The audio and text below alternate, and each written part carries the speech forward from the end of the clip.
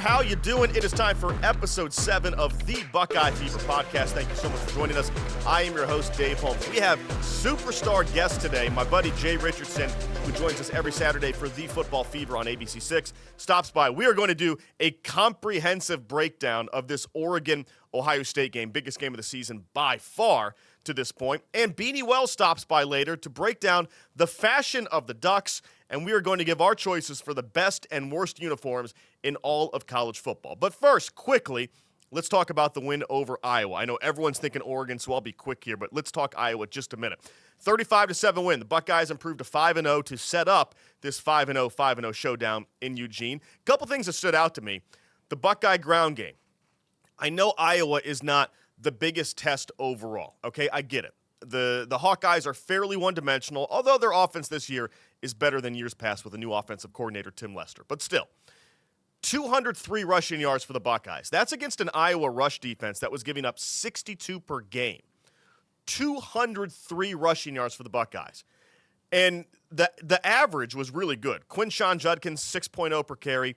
Trey Henderson, 5.5 yards per carry. So both running backs were very efficient against a top 5 rush defense. So I'm encouraged by the trench battle. And even on the other side, Iowa came in with the number 2 running back in the country in Caleb Johnson. He busted one in garbage time against some of the second string. I talked to Jack Sawyer after the game. He was slightly annoyed. He said, we can't give up the big play. We were holding them down. But still, overall, the Buckeyes dominated both trenches. I think that was big against a team that really prides itself on winning the interior battle in the Iowa Hawkeyes. Shout out to the Ohio State receivers. My goodness, what more can we say? Emeka Egbuka, 3 touchdowns. That's a career high. He scored 2 TDs on a couple different occasions. First time he scores 3 touchdowns for the Buckeyes. And Jeremiah Smith, another one-handed grab. This one was pretty ridiculous. I posted it online, and the haters have come out of the woodwork. They are furious, saying that it was offensive pass interference. Here's what I'll say about that. If it was offensive pass interference, if you're the Iowa defender, you can't complain about it because he shoved you like a rag doll. You let yourself. And I understand, Dave, that's victim blaming. No, it's not. He let himself get ragdolled. Look, both players were fighting for the ball. Jeremiah basically said, get out of here, and took the ball for himself with one hand. He's a freak show every week. So when I look at the talent on the Ohio State offense, Quinshon Judkins, Travion Henderson, Emeka Egbuka, Jeremiah Smith, you could make a case that if we're going to say two-headed receiver monster, two-headed running back monster, that those are the top 4 players to ever play together at Ohio State. I was trying to think, because 1-2 running back, you might have to go back to like the 70s to come up with a 1-2 running back punch as good as this. Now, they have had really good receivers, right? Olave and Wilson, Marvin, JSN, so that's been a thing. But I'm talking to have a collective group of 4 players like this, 2 running backs, 2 receivers, might be the most talented we've ever seen.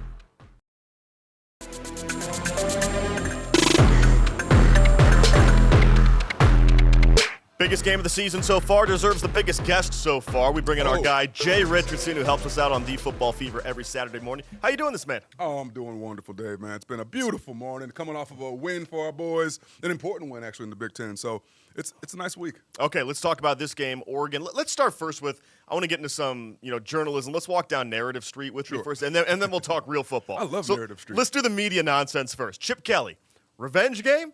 Oh, of course. Okay. I don't care what anyone says. Whenever you're going back to play against an institution or a program that you had a hand in and that, you were let go from, you have something, a little chip on your shoulder. You want to remind them of what they're no longer getting and kind of what they're missing out on. So, of course, I think Chip Kelly is supremely and uniquely motivated this week to kind of put his stamp on this game. They know him there, so they know a lot of his offensive wrinkles and stuff like that. So I think he's going to have a game plan that is going to be a bit unique that he'll have cooked up specifically for this week. Yeah, so, it's been so long since he's been there. So I assume there's really not a ton of knowledge. He's not exactly familiar with Dan Lanning a ton, and they're not. But do you think there's maybe carry over on the Oregon side for Chip Kelly? You think maybe they know a little bit what Chip's going to do? Well, that's what I'm saying. I think they know.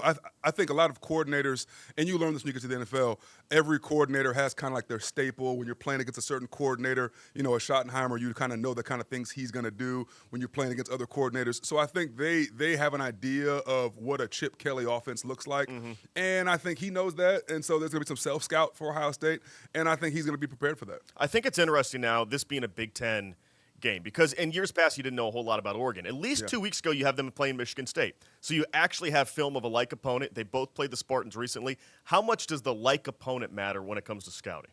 I think it's big time. I think you saw this with USC Minnesota last week, right? Yeah, they're not used to going against this kind of a team. Yeah. I think UCLA struggled with Penn State. Like, oh man, this is just not the style of football we're used to seeing. And you see clips of them just getting knocked around. And I think for all these West Coast teams, Washington included, who knocked off UM, who are coming into the Big Ten, they're understanding this is a slightly different brand of football than perhaps they're used to. And they're going to cut on a lot of Ohio State tape, and they're going to try to get a feel for what Ryan Day likes to do, and they have an idea of what Chip Kelly likes to do. But at the end of the day, it's a different brand of football.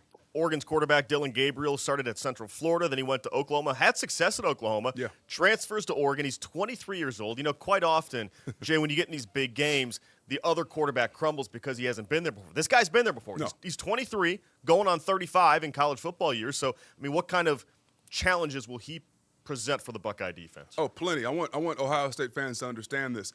This will be possibly the best quarterback the Buckeyes face this season. Yeah. And that makes all the difference in a big game. I think what that'll do is it'll push the Buckeye defense, one, to defend the entire field, which they haven't had to do this entire season. And most of these quarterbacks lock in on one side of the field, and they just kind of want to run the plays that they're given.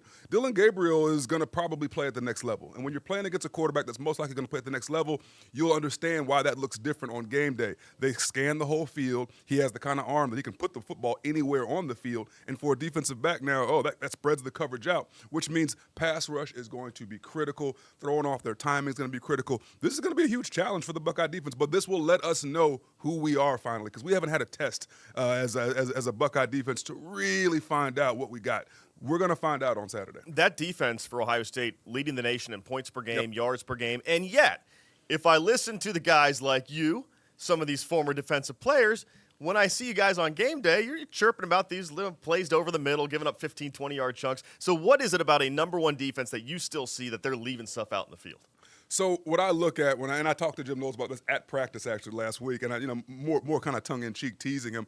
I was like, dude, you got to get our boys to step up a little bit. Right. If it's 3rd and 8, why is Denzel 10 yards deep, my man? All you got to do as a receiver is run 9 yards, turn around, catch the football, fall forward, and we're just giving away first downs. However, there's a concept to this defense, and the concept is basically they're going to make the mistake before we do. We're going to keep everything in front of us. We're going to limit big plays. Jim Knowles comes from the Big 12. When you watch some of those Big 12 games, it'd be like these huge bombs and plays left and right, and it's like the Big 12's like, as long as we give up 38, we're winning. Yeah, and it became like a score-off. Who can score the last touchdown? Right. Here at Ohio State, we don't do that. We play real defense, and we have an offense that can crank out points, but we expect the whole teams to under 14 to 21. Like anywhere under 18 points for most defenses is a solid game. Under 14 points, very good game. Under 10 points, oh yeah, you're balling as a defense. So as much as it can be irritating to watch the Buckeye defense sometimes because of where the DBs sometimes are lined up and these cushions we're giving up,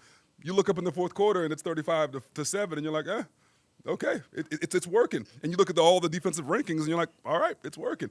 It's funny because they've been a third quarter team. What is it about yes. the first quarter that this team just seems to start slow? And it's not even like this year. I feel like it's year over year. Anytime you go to a game at the Shoe, 100%. The Buckeyes are up 10-7 in the second quarter, and Twitter's melting down. The fans are unruly. Like, what is it that they just seem to start slow? Because I don't think you can do that against Oregon. You fall down 14-0 out there in Eugene, now you're sweating bullets. So you bring up 2 points I want to discuss, and then the second one's more important. But I said this on camera and in the Buckeye Fever post show. I said, man, whatever Ryan Day says at halftime, he got to start saying that before the game. Right, quit saving your best material for the half, man. Give him that in pregame. Right. Because that third quarter, the Buckeyes exploded. There's 3 games this season where the Buckeyes have scored 21 points in the third quarter, but they usually score at least 14. So you find that, and a lot of times as a player, I'm giving you just under the helmet perspective, sometimes it's kickoff time. Dude, it's not easy to be up and like riled up mentally at noon. Like right. I played my best games with night games. If we play Texas at night, I'm going crazy. If it's a kickoff against Penn State at noon, I might not really get going until like third quarter. Now all the systems are firing. So that's an element to it. The other element to it, I think, is you have to get your offense in rhythm and comfortable. And I don't think our offense always starts out in a comfortable rhythm. It takes them a little bit to get going. And we're still trying to figure out offensively, and I was talking this about Maurice. I said, man, they're still trying to figure out who they are offensively. They want to spread things out. They want to feed all these receivers. But the reality of it is the running game is what makes this thing go. These backs in our offensive line is the strength of this team we're starting to learn. I'm sure we'll talk about that later. But let me get to your second point where you talked about this week. Dylan Gabriel and this offense can put up points. I don't think Oregon has a great defense, and they're not a very physical defense. But offensively, they can generate points, and Dylan Gabriel can get things going. And this will be the first time Will Howard might be in a position where he's got to come from behind and, like, really get it going in the third quarter. I don't know. I'm not trying to predict what's going to happen yet. But what I'm saying is that is why this will be a unique test. Okay, so you mentioned the Oregon defense. Dan Lanning, their head coach, he's been there a couple of years. He made his name being a DC, defensive coordinator for Georgia, this great Kirby Smart team. So, how do you think his defense shapes up with this Ohio State offense? I mean, the stats are pretty good. The competition has been, I think they played Boise, right, which is a very good offense, maybe the best running back in the country. And they got a great running game, Boise. Yeah, best running back in the country. But how do you think this Oregon defense stacks up against an Ohio State offense that has been running the ball pretty well under Chip Kelly? So that's what I'm looking at right away. So I love Dan Lanning. I think he's a fantastic coach. I think he has the right mentality for his program. I think when he's going to be watching this Ohio State offense, he's going to notice the same things that I've noticed, that guys who know the game noticed, and that is, again, I don't want folks to freak out when I say this. This is not a negative thing. And this is just the reality of when you watch Ohio State offense play football, you go, man, they're amazing at every single position. Obviously, on the edges with the receivers, the two-headed monster at running back is unbelievable. The offensive line is finally putting their hands on people, no longer doing that zone scheme. They are knocking people off the ball. The weak link of the Ohio State offense, don't freak out. Say it out loud. I'm fine. I'll back you up on it. Is the quarterback. I know this. I get what you're saying. And when I say weak link, I don't mean he's weak. No, I mean everyone else is so damn good that he's the one that just has to go out there and execute, do his job, and not try to do too much. We don't need him to be amazing to win football games. The Ohio State can win a football game if Will Howard only throws for 175 yards and maybe 2 passing touchdowns. Ohio State still can win that game easily, actually. So I think Lanning's going to think, okay, we want to force Ohio State to be one-dimensional. They want Ohio State passing the football. They don't want to deal with that run. They do not want to deal with Chip Kelly's grinding it out on the ground and all of these amazing schemed-up runs that he loves to do. They're saying force Ohio State to beat us on Will Howard's right arm. Yeah, it's funny you say that because Will Howard just went 21 of 25 against Iowa, which I believe is 84%. He's made a couple bad throws that led to interceptions, and I get what you're saying because, on this team, Will Howard needs to be a solid B. He's surrounded by A's, but he needs to be a solid B. And as solid as he is, I said Will Howard was the right guy because when you're Ryan Day and you're in this position where this feels do or die, especially with that last game in November, you needed someone who's experienced, you can trust, who just steadies the ship. You're not ready to turn it over to an 18-year-old yet, and I get that. But your point is well made. Just the eyeball test, he's not C.J. Stroud. He's not Justin Fields. Just the eyeball tells you that. So ignore the stats. So I get what you're saying. I've always said he's more J.T. Barrett than he is those guys, where he's a guy who can get the first down. He's a good leader, a solid player, but no one's going to act like J.T. Barrett with C.J. Stroud from an arm talent. Not even close. No, he's a souped-up J.T. Barrett. If anything, at exactly. 6'4", 240. Yes. And you can win a championship with a guy like J.T. 100%. Barrett. So I know you can win with Will Howard. So when I say this, and I alluded to this on camera in the post show last week, it's not a knock on Will Howard. He what I like about Will Howard is this: self-aware kid. Yes. He's mature. He knows what he is. So when he did the post-game interview, he said, "Listen, it's my job just not to screw this thing up. We got so much talent everywhere. All I have to do is distribute the football and not make the big mistake, and we're going to win a lot of football games." And he was exactly right. Yes. But people have to understand, and this is in any industry in life, it's okay to be self-aware about what you are. Yes. It's okay to look in the mirror and go, "Okay, this is me. And I can win being me without trying to overdo it." So the things that we notice are some of his weaknesses are throwing the ball outside of the numbers. He's had an interception in all of the last 3 games. Mm-hmm. That's actually okay. Chip will scheme up ways to get him, and Ryan will scheme up ways to get him the throws that make sense. The crossing routes, the interior kind of deep in cut, some of the slants, he crushes those. Yeah. You saw Jeremiah Smith had a deep ball there, and I think that was in the 3rd quarter, and it was like Will lofted it up there, and he had to kind of wait for it. Jeremiah had to wait for it. If Will puts that in front of him, that's a touchdown. So when you cut on the film from years ago and you watch C.J. Stroud, Justin Fields, Dwayne Haskins, man, that ball is going to be out front, perfect on the rope. Those guys were top 15 picks, okay? Will's not a top 15 pick. That's okay. He doesn't have a top 15 NFL arm. You can still win a lot of football games and even a championship with what he can do. Because what he does do, he's usually very judicious. He usually runs when he needs to. He creates an extra gap in some of the running games. And he's a big kid. I watched him like stiff-arm defensive lineman and still be able to, boom, hit the check down. And the check down goes for 12 yards. That's winning football. So I don't want people to misconstrue what I'm saying. I like Will Howard a lot. He's an upgrade at the position. He just needs to understand what his limitations are. I think Chip knows them. And I think if Ohio State works within his limitations and just leans on the run game, man. Yes. This is going to be a program that is difficult to stop. Yeah, you look at like what Mac Jones did in Alabama. I mean, and he proved to be an NFL bust because he wasn't an NFL player, but he was the right guy at the right time for that team to win a championship. You can win with the Mac Jones. Yes, when you have Jalen Waddle out there and Devonta Smith, just be the guy. Look. Dude, don't overthink it. And I get so frustrated sometimes because I know what's going on in the building, and I know there's this tendency to want to so badly feature the talent on the edges. Mm-hmm. You got so many players. You got Jeremiah. You got Mecca. You got Cardell Tate who'll be back healthy and get going. And then you've got some other young guys, Ennis and all these guys, and you want to spread the ball around so that you can continue to be what? Wide receiver you. Mm-hmm. So you can continue to advertise and market that, hey, you come here and you're going to end up being like Marvin Harrison or Santonio Holmes or one of these guys. This year, though, that's not the strength of this football team. It was when C.J. Stroud was there and like they had JSN and all these guys. I mean, pass the ball around. This year, running the football is going to be the strength. This is a power football team, and this is actually the team I've been waiting to see. So I don't want us to misconstrue who we are identity-wise and start trying to be something we've been in the past. Be the 2024 Buckeyes, and those Buckeyes are good enough to win the championship, especially after watching Bama and Georgia. I love that you said self-aware because that's what I always tell people on TV. Like, you have to know your strengths. Yeah. And hide your weaknesses. And every time I put my suit on, Jay, and I look in the mirror and I look at my face and my body, I think, man, do I look like a good writer? Man, do I look creative? Don't sell yourself short. But that's what you got to be. You've got to be self-aware. I think he's the right quarterback for the job. Again, I think he's good enough to get the job done, especially this Saturday. Jay Richardson, thanks so much for taking the time, man. Good to be here, man. This is a lot of fun. I love what you do. And by the way, you are fantastic on camera. I know, and this is go on. Separate from the podcast. I was about to toss a break, but I like this segment. Now, go on. As somebody that was here for the Clay Hall era for almost 7 seasons, and Clay was like a mentor and big bro / uncle to me, and I came up getting interviewed by Clay.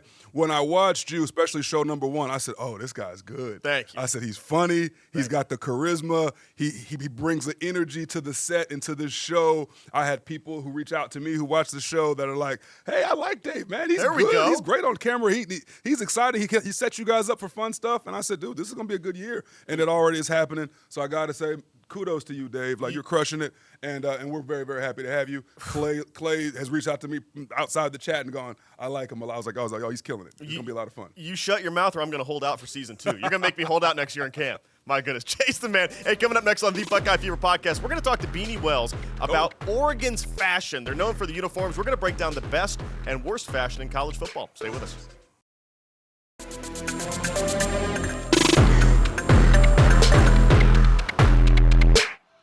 This weekend, the Buckeyes go on the road to take on Oregon, the game that should have happened during COVID and now gets to happen in 2024. For more on the game against the Ducks, I bring in my fashion consultant, fashion analyst, Beanie Wells, former running back. So, Beanie, when I think about Oregon, we always talk about the jerseys. They're out there in Nike land. So Give me your take on the jerseys. Does Oregon get too cute? Do you like what they're doing? What do you think? I love what they're doing. I mean, I think for so many years, when people thought of Oregon, the first thing you thought about was their jerseys and the different variations that they had. And quite frankly, if you're playing college football, you got jealous of Oregon because they had all the sweet uniforms. And that's before you went into the players that they had and how they play football. You're looking at how sweet they look out there on the football field. I wonder how much it matters to players. And then you see the videos of these teams when they like unveil a new helmet or something. The players love the fit, right? How much does this matter to the players? It matters so much. I mean, especially this day and age compared to when I was playing. Well, obviously when I was playing, we were pumped up too, but we just didn't have a lot of variation here at Ohio State. Yeah. But guys cared about their swag and how they were going to be looking out there on the football field.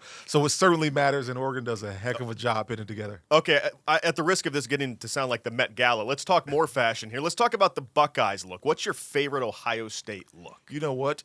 When they came out with the black on black helmets, that is by far my favorite Ohio State look. I mean, they look so sweet. They just look like they're ready to go out there and dominate whoever they're playing, and it looks scary. I mean, they're already a big, fast, physical football team, but they look the part when they put on that all black. You got to love it. You know that the traditionalists are they're throwing their phones down. Listen to this. The traditionalists don't want to hear the black on black, Beanie. Man, I know. You can't go wrong with the traditional uniforms, but it's just something about switching it up a bit, putting on that black on black, running out there like Darth Vader, ready to go, just dominate whoever in front of you. I mean, you got to love it. 8 p.m. kick with those things. Oh, man. That is something. Okay, so if we look around the rest of the world of college football, is there any other team that you think that is a really good look, or, oh, my goodness, that's a hideous look? You know who I love? I love Texas. Yeah. Texas, the white on orange jerseys. I mean, they just look so freaking sweet. And, you know, I just go back to the days with Vince Young and how fast Vince Young, Lima Sweet, all those guys they had on that football team and how sweet they looked out there running around on the football field and then playing there in 2006. I mean, when those guys came out with those jerseys, they look so clean. They look so good. One that I love, and we can break it apart, maybe not the whole look, but I remember last year in South Bend, the first time. Now, I'd seen Notre Dame before when the Buckeyes played them back in the Fiesta Bowl, but to see the gold helmets under the lights, that's something good. I love the gold helmet under the lights. I mean, you got to love it. I mean, Notre Dame, they were one of those teams for so many years, like Ohio State. They didn't switch it up very much, but now that they do, that gold shiny helmet and those green jerseys, they look sweet. I mean, the gold they switch it up with the gold and the green, and then they do the blue and the gold. Yeah. I mean, Notre Dame has some sweet variations there, and you got to love that look. I mean, just right now in the state of college football where everybody cares about their swag, the teams that certainly go and put it on and do it the best, I mean, that matters in recruiting, 100%. Yeah, it does. I love North Carolina, too. I love the Carolina blue. I love the NC on the helmet. Is there anyone that jumps out at you that's just hideous, that you think, I wouldn't be caught dead playing in those rags? You know what I hated? With a passion for so many years. People love it, but on TV, watch a check on Penn State from you. Because the traditional side of me says they've got this really cool old-school look. The other side of me says they look like they're playing in Fruit of the Looms out there. So, I mean, where do we come down on Penn State? Trash. Penn State uniforms were so bad. And growing up, I mean, you could never tell who's who because remember for so long they never had the names on the back of the jerseys. Yes. The worst. Yeah. The worst. I mean, they're such a powerhouse football program, and for you not to know who's making a freaking play out there because you can't read the name, that's embarrassing. And then just the plain old jersey. I mean, like you said, it looks like Fruit of the Loom, something you can go to Walmart and pick up and throw on right now. I can dress my kid in a Penn State uniform. Versace, Ralph Lauren, Beanie Wells, the big three of fashion. Thanks, Beanie, for stopping by. No problem. Thanks again to Beanie Wells. Anyone, as you can tell, if you're watching on the YouTube version, I'm wearing a T-shirt that's probably one size too big to hide my deficiencies. Anyone knows more about fashion than I do, so thanks to Beanie. Great stuff as always. Thanks to Jay Richardson for that great breakdown of the Oregon game. We can't wait. Bucks versus Ducks in Eugene, Oregon. Thank you for joining us on the Buckeye Fever podcast. We'll see you back here next week. Thanks so much.